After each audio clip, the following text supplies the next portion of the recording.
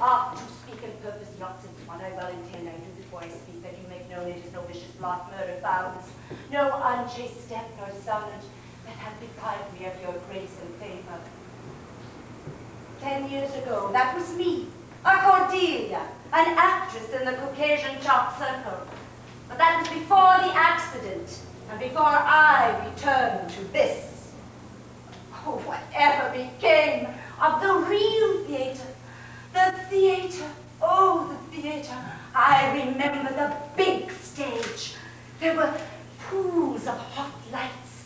There were pit orchestras and acting. Oh, not like these poor dears. They refuse to act.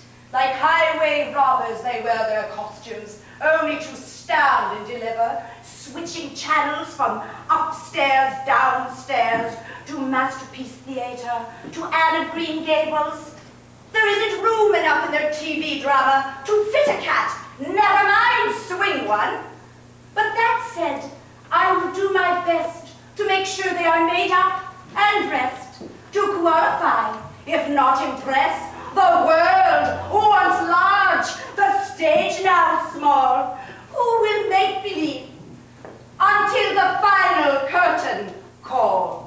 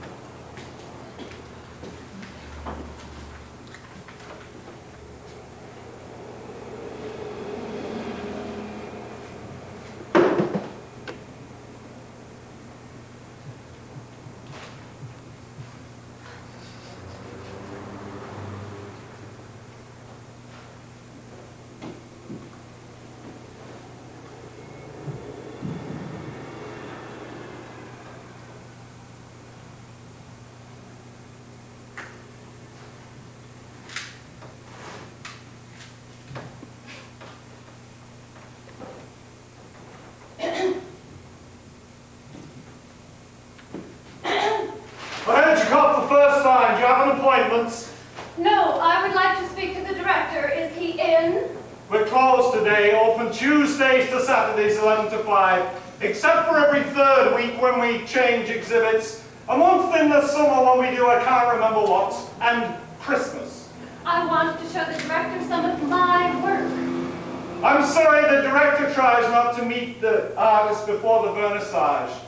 You have to make an appointment. A submission, including a CV, not less than 10, not more than 20 slides, adequately documented with date, size, and of course, medium.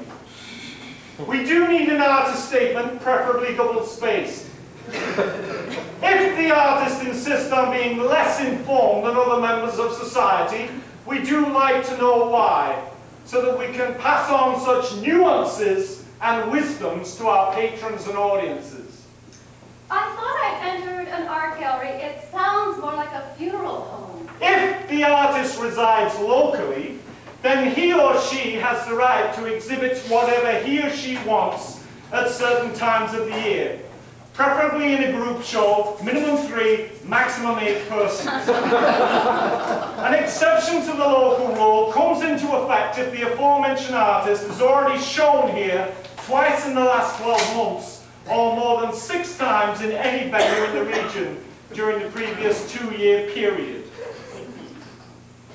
We do our best to maintain originality, non-duplication of programming, non-commercial, innovative work by younger artists, women, and those who have yet to have access to the alternative mainstream. And how do you make your decisions? We have 5 committees.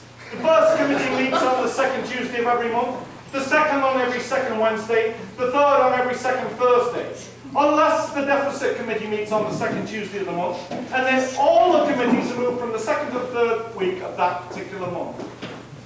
And who are you? I'm the new director. I thought you said the director wasn't in. What? I thought you said the director... Terrific! Now we're getting somewhere. Someone will give you a call. Now, I don't want to seem as if I'm I'm not confident about local artists. But the best thing to do is to become a member, at which time you'll receive our monthly newsletter outlining all of the upcoming deadlines, with, of course, the standard warning that we can and do reserve the right to change all projects and deadlines due to unforeseen circumstances. Does sound hopelessly bureaucratic. Do you know how long and how hard we fought to get to where we are today? Buckets of blood were spilt, arguing and explaining what had to be done. And you coming here with your impetuous creativity stuffed under your arm after spending a hard day walking around the National Gallery, sniffing Degas' body odor, overstimulated by countless cups of cappuccino, dropping in unannounced, dirtying our glistening floor with your unwiped footwear, and you dismiss our efforts as hopeless. Oh, silly us. We must have forgotten that sensitive souls and paper clips cannot be joined together in holy matrimony. I prayed by the stiff neck of Michelangelo for the day when someone would come along. A changing of the guard, relief of the lighthouse keeper, a Joan of Arc to lead the revolution that was cut by deficit spending. If you were to offer me the job, and I was fool enough to take it, where would I begin? This new edition of our own is completely updated with all the do's and don'ts, when and when not to meet the needs of our growing clientele. It's quite easy, really. All you do is come in, write a few letters, countersign some checks, read the paper, eat lunch at your desk, give a few dismissives, sprinkled with a few well-informed praises, empty the garbage, and leave by 5. Thank you so very, very much. I do hope you'll enjoy working here. Nothing like a few years administration to round out one's sense of social destiny. Makes one wonder what Van Gogh might have achieved with a little less bar soul and a little more bookkeeping experience.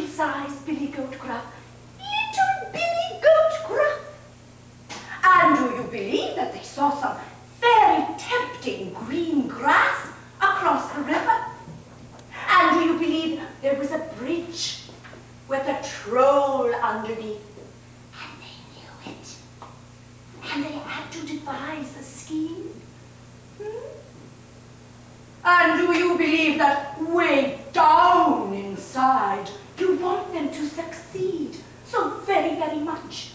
You don't want the troll to win. And you believe they did it. The little girl at the inner city school who hadn't responded to anything until she heard Goldilocks and the Three Bears. She sat right on the edge of her seat. How does it go? This porridge is too hot. No, that's right, too hot. She got out a little bit further on the edge of her seat. This porridge is too cool. That's it. She got out a bit further. This porridge is just right. And she ate it all up. And the little girl jumped up and yelled, "The goddamn cake!" Did she believe? Yes. Test is it believable? Not is it verifiable? And the outcome? Oh. Whereas informational reading gives you an informed intellect, story and poem give you an educated imagination, and lucky is the child who is taught to know discursively and non-discursively, so that here is the information, but here now is the feeling that that information can be in the lives of people.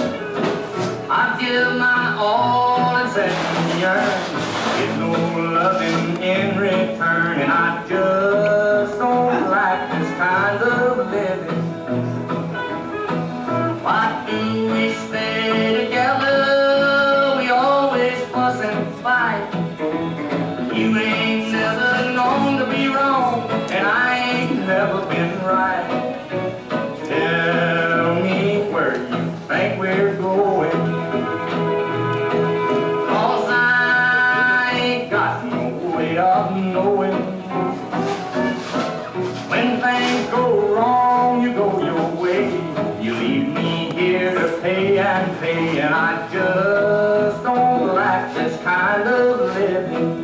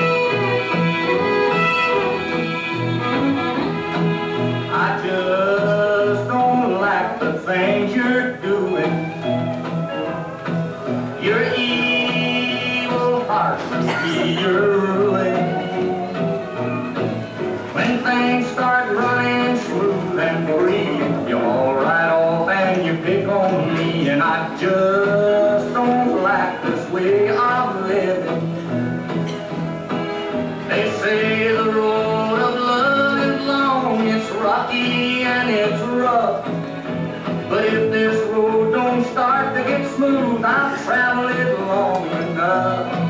Why don't you act a little older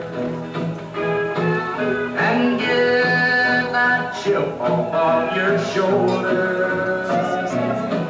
I told you once, now I'll tell you twice. You better start to treat me nice, 'cause I just don't like this way of living.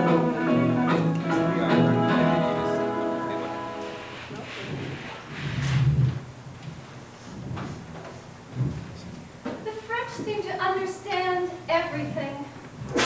That's why you want to go to France, eh? For understanding. I will go there. When Grant dies, we're going to sell this place. And I'm going to go to Bourges and find something beautiful to look at, and wine and dancing in the streets. Well, if I were you, Gabrielle, I'd stay here and avoid disappointment. I've been to France. What were you doing there, writing books?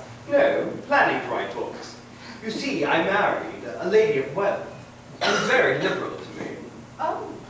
Oh, please don't think ill of me because of that. I once actually did write a book.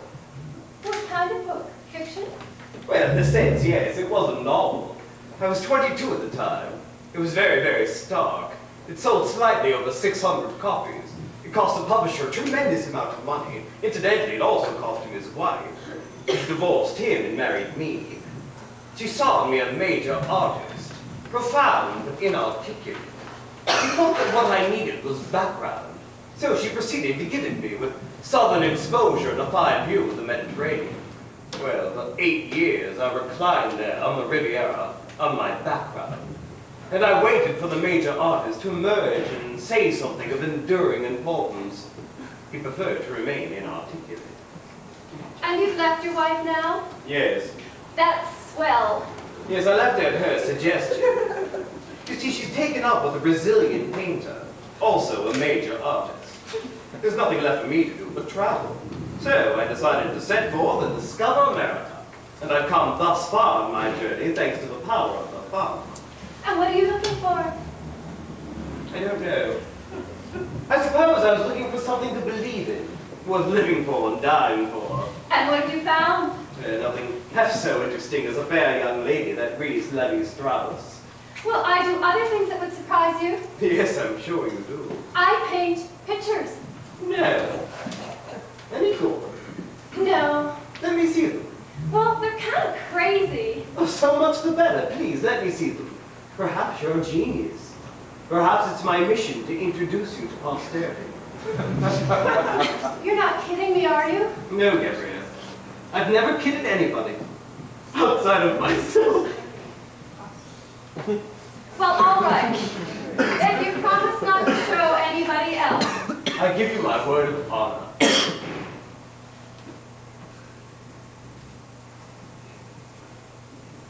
That's Paul, our Mexican cook.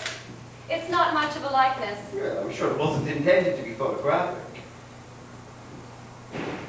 And that's the one I like the best. I wanted to show how the clouds look when they roll down from the mountains. Gabrielle, tell me, what on earth made you paint in that strange manner? Oh, it's just how I see and feel. Oh, yes. Are they any good? Well, I tell you, Gabrielle, I can't say, but I'm tremendously impressed. Well, I bet I could improve a lot if I could just get to France. You know, they have the most marvelous art schools in the world over there. Oh, but don't you realize that there are thousands of artists in France who are saying if only I could get out to Arizona. Oh, I know. Lots of people go crazy about this desert when they see it. They seem to think it's full of mystery and haunted and all that. So it is. Well, maybe it is. But there's something in me that wants something different. Maybe it's the French in my blood. But you know, sometimes I feel as if I were just sparkling all over, and I want to go out and do something absolutely crazy and marvelous. And then the American side of me speaks up and spoils everything. And I go back to work, figuring out my dull accounts, so much coffee, so many hamburgers, so many rolls. You keep the accounts correctly. If I didn't, we'd go broke. Alan, I think I'd like to go to France with you. Oh no, Gabrielle, I never could retrace my footsteps. What's the matter? Haven't you got enough money? Well, even that's an understatement. Well, I haven't either, but I can do this just as well as you can. Ah, but I'm afraid we'd reach a point on the Atlantic coast where even that gesture would be unavailing. Alan, there's something very appealing about you. Appealing, eh? That's been my downfall. Listen, do you know how much money Gramps has salted away in a bank in Santa Fe? $22,000 in Liberty bonds. Really? And it's all will to me. Bet we could get pretty far in that, huh? Oh, too far. And then when we got to France, you could show me everything. That's a startling proposal, Gabrielle. I hadn't expected to receive anything like that in this desert. Well, we have to wait maybe years, but I could get both hired and give you the job at the gas station. Think you'd like me for a companion? Oh, I know I would, and I don't make mistakes. Well, I thank you for your suggestion. It's opened up a new channel of my imagination, which will be interesting to explore during my continued wanderings. Okay, let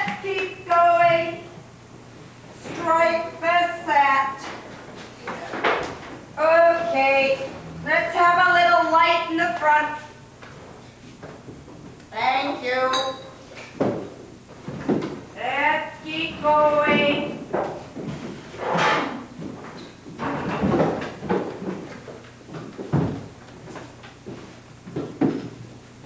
C4 to the front.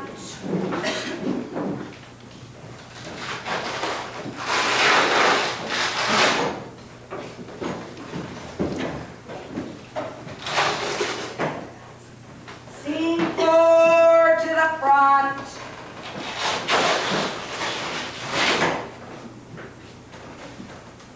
I don't like to tell an author what his work is about, but your performance is about people who are Not killing themselves, but who are dead for each other. I'd like you to think about the last scene. It flattens the whole piece. Don't forget, it may seem like Thatcher's middle class in post-war drag, but it isn't. I'd like you to think about why it seems so contemporary. Do you have any objections? I don't have any strong objections. Good. Weak objections don't count in the theater. It's hysterics or nothing. And remember, dear, the next scene. Relax. Have fun.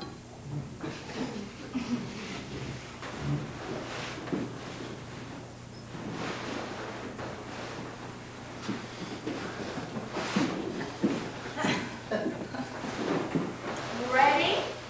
Ready backstage? Keep your arms in.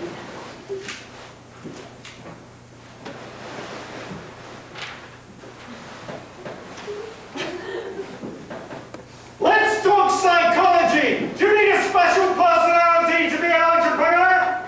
I think it takes someone who's willing to put everything on the line. They've got to have a total dedication to the task in order to succeed. I think that if you really look at people who are successful, that's really the key to it. It's being able to completely orient their lives around the small business and putting everything they've got into it. Have to be a risk taker? Oh, indeed. I think you can't do it without being a risk taker. A gambler? Oh, a gambler indeed. Well, a gambler taking a calculated risk. You've got to have a lot of confidence in yourself because self-confidence is very important in this. You may be going into an area that you haven't gone into before, and you may be doing something you've never tried before. So you've got to have the feeling that you're going to succeed no matter what. What you're doing is right. It's right for you. And my gosh, it's going to be a success. I know that you think that there are some other criteria in this entrepreneurial personality. I think it's really impatience that drives a lot of people. They want to get to the end of the tunnel. They really want to see that pot of gold at the end of the rainbow. And I think that maybe that's the driving thing. It's the impatience to get there. Looking at our case study, what do you think of the owners of the Titanic who put together a crew that were unfamiliar with the ship, that didn't provide enough life jackets, and that basically who allowed their business to go under? Well, they could look at this experience and say, my God, life is over. Or they could look at it and say, we have learned so much from this experience, it's probably worth more than a Harvard MBA. We will go around a second time, and we will be that much more successful, and maybe the next deal will be the big deal that really does it for us, and we will be that much more successful because we did the gigantic. And I suppose, Francis, that once over that little obstacle, your advice would be to go into franchising. Exactly. They diversify from a machine that builds boats to a machine that sells travel packages, and even marketing the freshwater iceberg extraction process. The secret to owning franchises is understanding that people who have secure jobs really want to own their own business. Thank you, Francis. We'll be back next week with a regular edition of Money Matters, part 6 of setting up a company. Which should you take, dividends or a salary? Good night. Good night.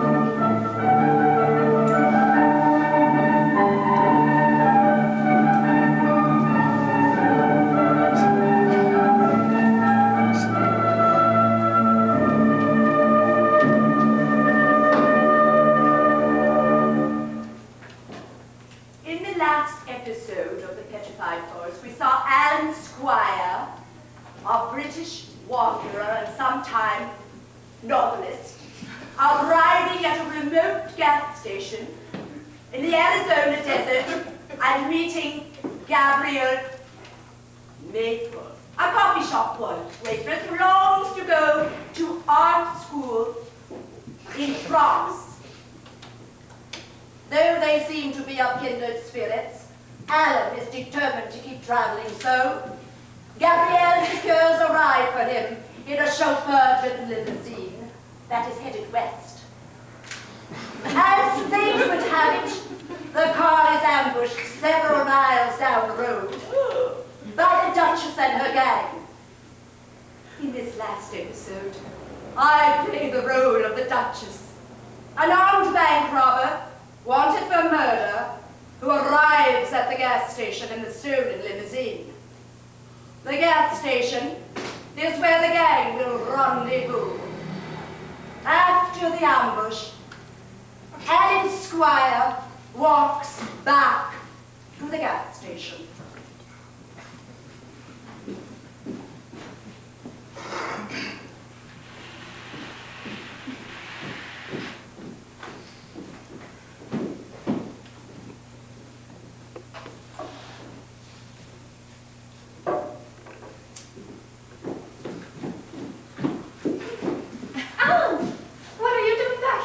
There's some bandits around here.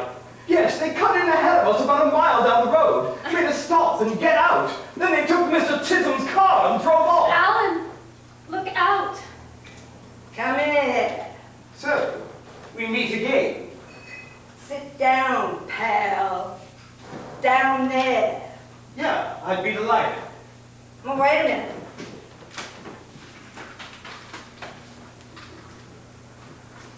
Care to join us in a glass of beer? Thanks. I'd prefer some of that whiskey instead. Give him a drink, sister. Turn on that radio and back of you. Cops aren't likely to catch up with us. Not tonight. So we can all be quiet, peaceful, have a few beers together and listen to the music.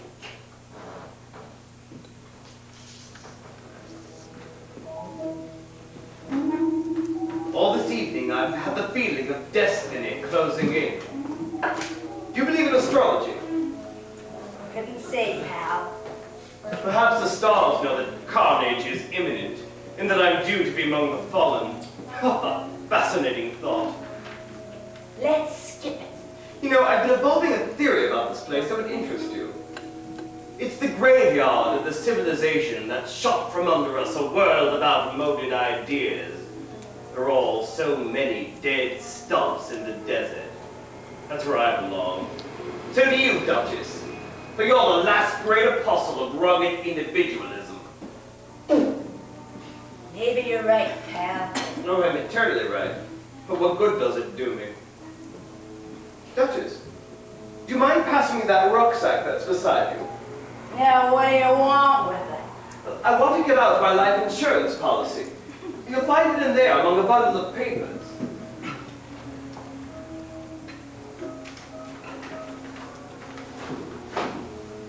Now, can I take out my fountain pen? It's just in here.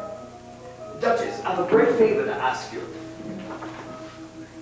Yeah? Yes. I don't think you'll refuse because you're a woman of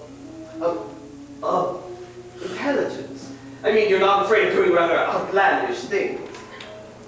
Oh, what are you getting at? This insurance policy is my only asset. It's for $5,000. Now, I've written on the back of this policy that I want the money to be paid to Miss Maple. Yes, Miss Maple, that lady there. You see, what I'm getting at, Duchess, is this. I'd be much obliged if you just kill me. Duchess couldn't possibly make any difference to you. Even if they catch you, they can only hang you once. And you know better than anyone else they already have more than they need against you. And you needn't be bothered by any humane considerations. This document will be my ticket to immortality. It'll inspire people to say of me, there died an artist before his time. Will you do it, Duchess?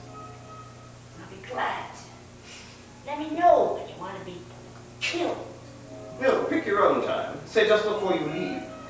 Oh, I prefer to have her think it was done in cold blood. Would you all please remember that? Come on, boss! Let's lay him out of here! We gotta give the others more time. Doris knows we picked this place for meeting up. You could have been across the border now and safe, and you prefer to remain here. I know why.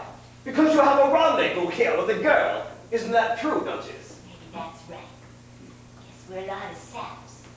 I wouldn't be surprised if you was the champion. Did you think I was kidding when I said I'd be glad to knock you off? I hope neither of us was kidding. Did you think I was? I just wanted to be sure. You know you're all right. Got some good ideas. I'll try to fix it so as it don't hurt. You know, I was thinking maybe I could get work in Hollywood. Would you be satisfied with that? Well, I'm not thinking about myself. I don't care what happens to me. You want to be a great artist, don't you? Well, you better get used to the idea of being a colossal egotist, selfish to the core. Are you going to give me more advice? I thought you told me not to listen to you anymore. Duchess, when you leave, if you have room in your car, will you take me with you? Thanks very much, sweetheart. Maybe when I get settled in Mexico, I'll send you a postcard with my address. Duchess, you're forgetting something. Cut out the act,